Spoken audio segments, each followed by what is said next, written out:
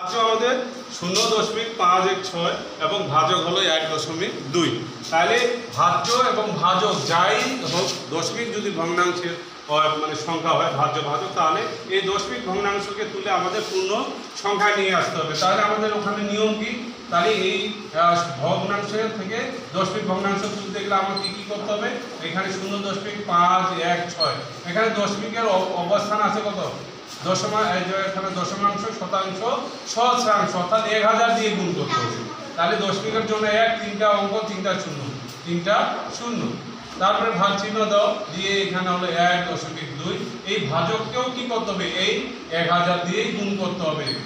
1000 দিয়ে গুণ করলাম, করার পরে এখানে কত পাবেন? 516, একে 516, তারপরে শূন্য আছে 3টা শূন্য দিয়ে দিব। দেওয়ার পরে দশমিক করার আগে আছে 1, 2, 3, 1, 2, 3, 3টার আগে বসাই দিব। এখানেও আসে ঠিক একই কাজ করবো। 12, একে 12, শূন্য হলো 3টা, 1, 2, 3, দশমিক করার আগে আছে, দশমিক আছে 1টার আগে, তাহলে 1টার আগে দশমিক বসাই দিয়ে এবার আমরা অন্য জায়গায় ভাগ করি। এইদিকে ভাগ করে দেখি, তাহলে ভাগফল কোথায় আছে? এখানে দেখি। এখানে আমরা কি করব? 1200 দিয়ে এবার ভাগ করব। আমাদের ভাজক হলো 1200 আর ভাজ্য হলো 516।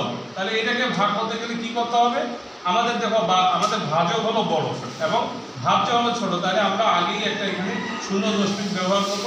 0.5 দিলে কি হবে? এখানে একটা শূন্য হয়ে যাবে, তাহলে 9160 হলো।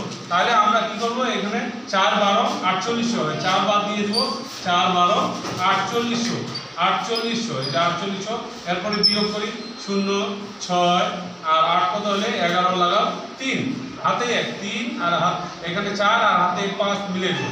তাহলে যেহেতু আমার মিলল না, তাহলে আমি কি করব? আবারও একটা শূন্য নিব, কারণ আমি তো একবার হলো দশমিক ব্যবহার করছি। তাহলে যতক্ষণ আমার মিলবে না ততক্ষণ আমি একটা করে শূন্য নিতে পারবো। তাহলে একটা শূন্য নিলাম, 3600 হয়ে গেল। এবার আমি কি করব? 3, 12, 3600, 3, 12, 3600। এই কত সুন্দর করে অঙ্কটা মিলে গেছে। নিশ্চয়ই অঙ্কটা তোমরা বুঝতে পারছো।